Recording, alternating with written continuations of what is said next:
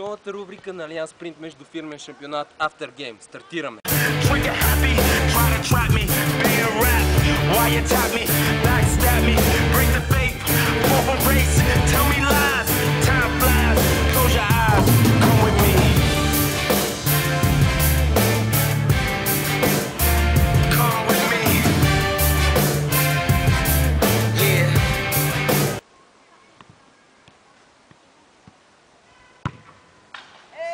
Вие сте с новата емисия на Алианс Принт между фирмен шампионат After Game. Стартираме мачовете от 8-ми кръг днес, събота.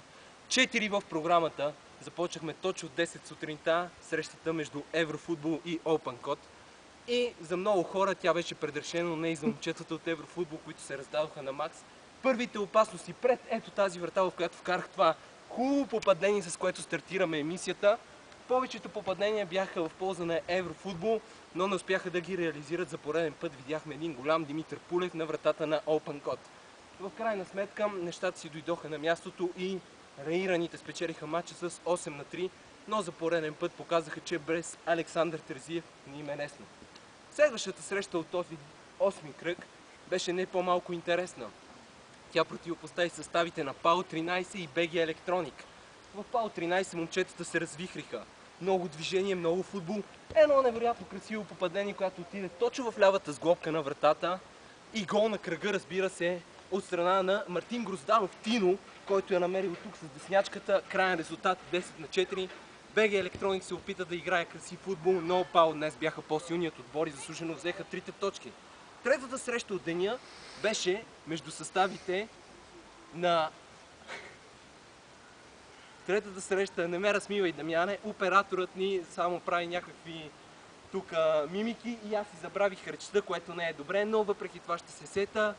Антрея Кепитал, Александър Логистикс, 4-4 момчетата от Антрея Кепитал Лос Бланкос могат да съжаляват, защото водиха с 4-0 в резултата, но второто полувреме не показаха добра физическа кондиция, бяха надиграни, бяха натикани в собствената си половина и в крайна сметка резултатът стана 4-4.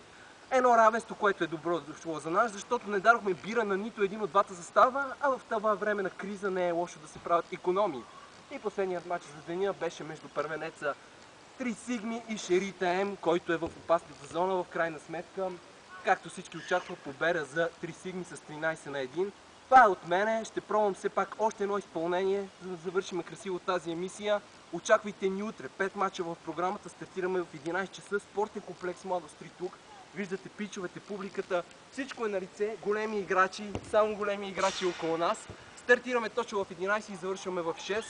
И за Дамяне, ела за да те оцеля с топката и така ще завършим емисията.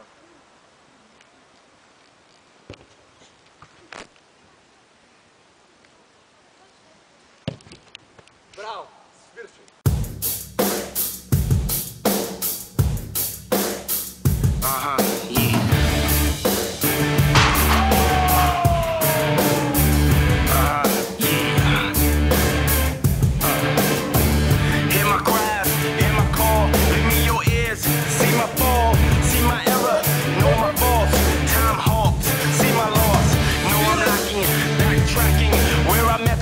Pistol packing, itchy finger, trigger happy, try to trap me, being rap, why you tap me, backstab me, break the